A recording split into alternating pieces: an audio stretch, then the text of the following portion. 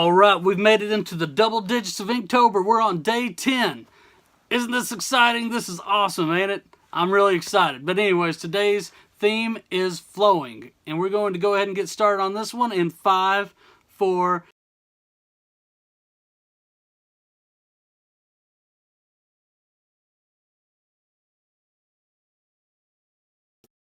Day 10 of Inktober. We are officially in the double digits and there is no looking back now. As you can see, once again, I am very limited on my supplies for today's project. Mostly because I forgot them at home. But no need to worry, we are going to be able to create something great out of this. If you forgot to see my last video, that's okay. Here's a preview of what we did in the last one. The word was precious and I drew a chubby squirrel. I thought that was precious myself and I thought it was pretty funny. It was a double whammy, double feature. Anyways, we're going to go ahead and get started on this next piece. And this word is flowing. So I'm just a little bit intimidated by this one. Not sure where we're going to go with this, but I'm sure it'll be great.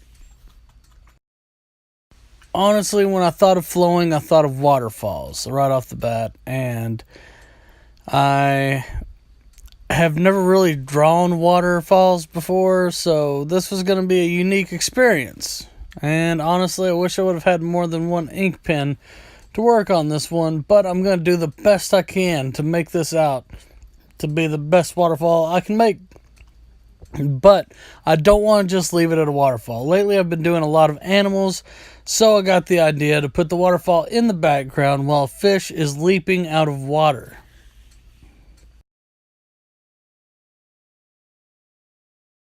I took an extended amount of time on the outline on this one because, like I said, I've never drawn a waterfall before.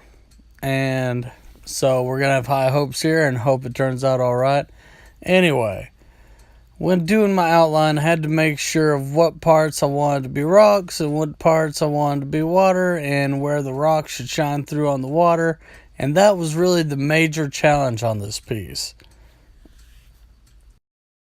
The inking on this piece went pretty smoothly. Altogether, I'm not completely satisfied with the waterfall and how it came out. But, you know, we all have our challenges and we all have those things that we have a difficult time working on. And I'm going to try to do better in the future, and that's all I can do.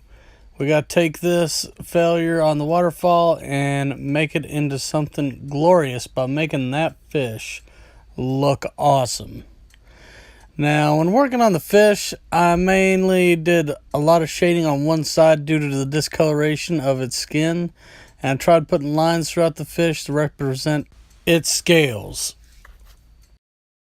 Anywho, if y'all enjoyed this video, be sure to like this video and comment below and let me know what you think. By commenting on this video, you are entering yourself for one of 10 free pieces of artwork of your choosing.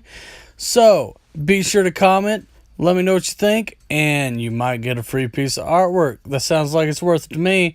Anyways, be sure to subscribe if you want to see my future Inktober videos and future chances of free pieces of artwork. I'll be giving them away at the end of this month.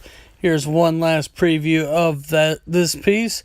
And if you like, you can go to my shop at www.asseenbyaustin.com and use the coupon code SEPTICEYE to get 35% off any piece of artwork you like. And if you haven't seen it yet, I have a link here to my video where I drew Jacksepticeye as Spider-Man and a link to my Inktober playlist to where you can watch all my Inktober videos all in the same place. What a great deal.